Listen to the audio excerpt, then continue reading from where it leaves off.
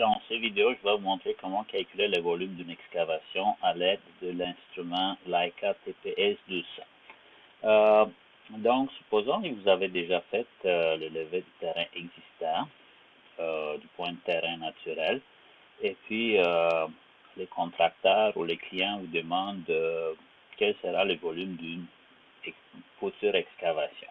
Il est très important, avant de commencer, de savoir où se trouve l'excavation. Donc, il faut établir la limite exacte de la future excavation. Je vous recommande de faire ça sur le terrain à l'aide de piquets. Donc, bien marquer le coin de l'excavation et éventuellement mettre une ligne orange, de peinture orange entre les piquets pour bien le marquer. Il est très important de lever les coins de l'excavation. Donc, lever vraiment, on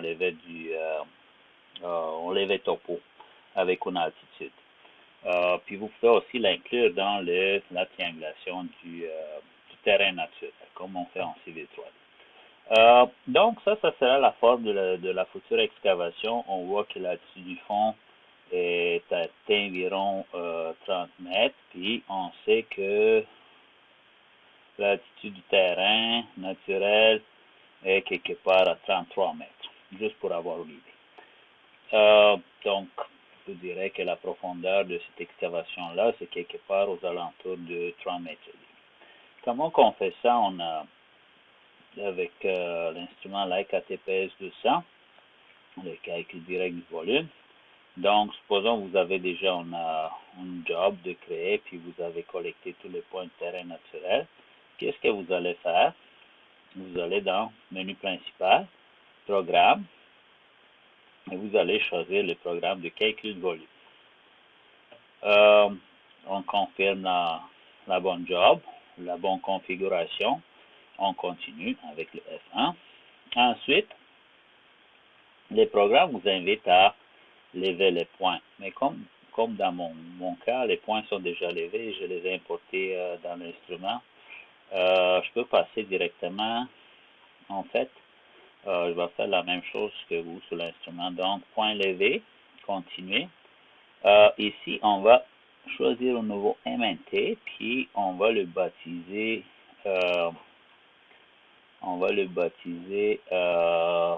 terrain existant. Donc, je vais mettre un T pour le terrain et un E pour l'existant. OK? Et je continue. Maintenant, l'instrument m'invite à lever de nouveaux points. Mais moi, j'ai déjà les points dans ma mémoire, donc je ne le fais pas.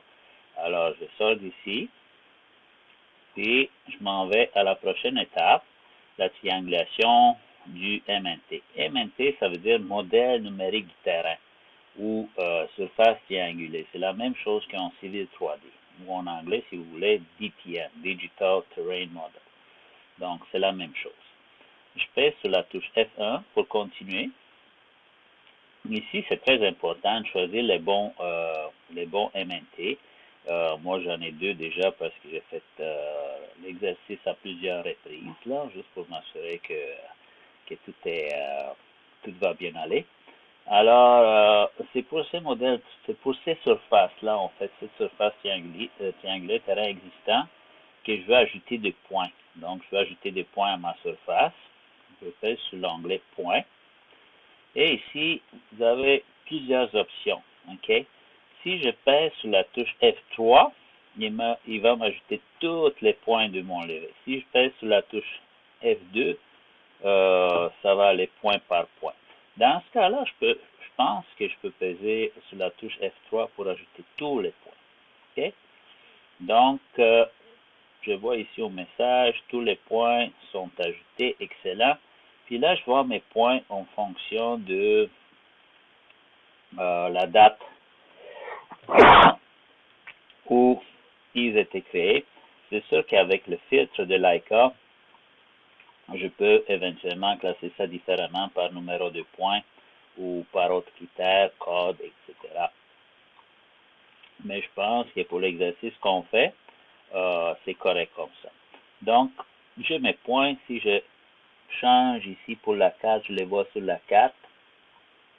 Maintenant que j'ai ajouté mes points à la surface numérique du terrain, je peux continuer. Et j'arrive dans cette fenêtre-là. Ici, vous avez 3 colonnes. Le numéro de points, la limite et l'altitude. Très important ici, qu'est-ce que ça veut dire la limite? En fait, ça veut dire la limite de l'excavation. Donc, je veux calculer les modèles numériques de ma surface à l'intérieur des lignes blanches. Okay? Comment je vais spécifier ça à mon instrument? En fait, regardez, la limite est définie par les points 1, 2, 3, 4, 5 et 6. Donc, je vous conseille de faire la même chose quand vous faites votre levée, de garder une numérotation vraiment simple à suivre pour la limite de l'excavation. Allez avec des points de petits numéros, puis vraiment en ordre séquentiel. OK? Malheureusement, le filtre que j'ai dans mon instrument, là, il ne fonctionne pas très bien. Alors, je ne suis pas capable de mettre les points dans l'ordre de leur identifiant, de leur numéro. Mais c'est pas grave, vous allez voir, il y a des moyens de régler tout ça dans les calculs de volume. Qu'est-ce qu'il va faire avec ces points-là? En fait, 1, 2, 3, 4, 5, 6, je vais indiquer au programme que c'est une limite. Donc, je vais peser la touche F4 pour lui dire que je veux utiliser la limite. Ensuite, je vais trouver mon point numéro 1 qui probablement se trouve à la fin. Donc, qu'est-ce que je peux faire? Je peux peser sur la touche Shift, puis ensuite la touche F3 pour aller à la fin. Et voici mon point 1. C'est sûr qu'il y en a deux. Lui, ici, là, je pense pas qu'il est bon parce qu'il est là-dessus des 0. Donc, je vais sélectionner lui à la place, puis on va lui dire que je veux l'utiliser. OK? Maintenant que j'ai fait ça, je peux retourner sur la carte, puis je suis supposé de voir la même figure que la limite d'excavation. C'est très important d'aller sur la carte et travailler avec la carte. OK? Si je vais dans si je pèse maintenant sur la touche F1 pour continuer, l'instrument, il me demande encore une fois si ma limite est bonne. Comment je gère ça? Mettons, si j'ai oublié un point, je peux peser sur la touche F2, puis je peux ajouter un autre point. Si c'est très important que les points soient en ordre. Ici, c'est pas grave si c'est ascendant ou descendant. Important, c'est qu'il faut qu'ils se suivent.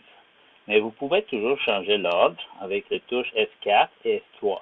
Par exemple, là, si je veux mettre le point 1 en haut complètement, je pèse sur la touche F3, okay, pour le monter en haut. Mais vous voyez maintenant, ils ne sont pas en ordre. Regardez qu'est-ce que ça arrive. En fait, c'est pas le meilleur exemple. Mettons, si je prends le point 2, regardez, il n'est pas au bon endroit dans la séquence. Alors, toutes mes lignes sont croisées. C'est sûr que mon calcul ne sera pas bon. Donc, on va mettre le point numéro 2 à la bonne place. On va le monter dans la hiérarchie. Ensuite, le point numéro 3, le point numéro 4, le point numéro 5 et le point numéro 6 en déni. OK? Donc, tout ça, c'est bon. Je vérifie encore une fois avec la carte. Ma figure est bonne. Là, je peux passer à la prochaine étape. Calculer, ça veut dire en fait pas le calcul de mon volume, mais le calcul de ma surface, le calcul de la triangulation. Donc, je pèse la touche F1. Et ici, il me donne quelques avertissements de points qui ne sont pas vraiment conformes ou des affaires de main. Je confirme. Et mon autre message, c'est que 187 points sont en dehors de la limite définie. Qu'est-ce que ça veut dire en fait? Ça veut dire qu'il ne prend pas en considération les points qui sont à l'extérieur de la figure blanche. Donc, le logiciel il se concentre vraiment sur ce secteur-là. Alors, je continue. Il a créé ma surface. Je peux la vérifier avec la carte. Je vois ici le triangle. Ça se peut que si vous faites le même exercice en civil 3D, la triangulation soit différente. C'est absolument normal. C'est à cause des algorithmes de calcul qui sont probablement un peu différents dans le programme de Leica puis dans le CV 3D. Mais le résultat à la fin, ce sera pas mal semblable, peut-être avec de petites différences acceptables. Si je m'en vais faire une vérification supplémentaire dans les détails de la surface, je vois que l'attitude minimale puis l'attitude maximale de la surface, je vois aussi quelle est la surface en 3D de la figure. Ça ressemble beaucoup à la surface en 2D, donc ça peut vous donner une idée si vous avez fait si votre travail est correct ou non, parce qu'on s'entend que la surface de cette figure, vous êtes capable de calculer si vous connaissez toutes les dimensions. Donc, en grand, c'est ça. C'est sûr que si vous voulez exporter votre surface en format DXF pour l'importer par après en AutoCAD, c'est faisable, mais ce n'est pas le but de cet exercice. Donc, on a fini avec le calcul de la surface triangulaire. On pèse la touche F1 pour lui dire qu'on a fini. Puis, maintenant, on peut passer au calcul de volume. Pour le calcul de volume, on choisit l'option numéro 3, calcul de volume, puis on fait continuer. Ici, vous avez plusieurs méthodes. Ce sont les méthodes qu'on utilise en général pour le calcul de volume. Vous avez l'option de tas ou pile, stockpile en anglais. Le matériau en vrac, d'habitude, là, c'est des piles de... ça peut être n'importe quoi, des matériaux de construction comme du gravier, du sable, de la terre, etc.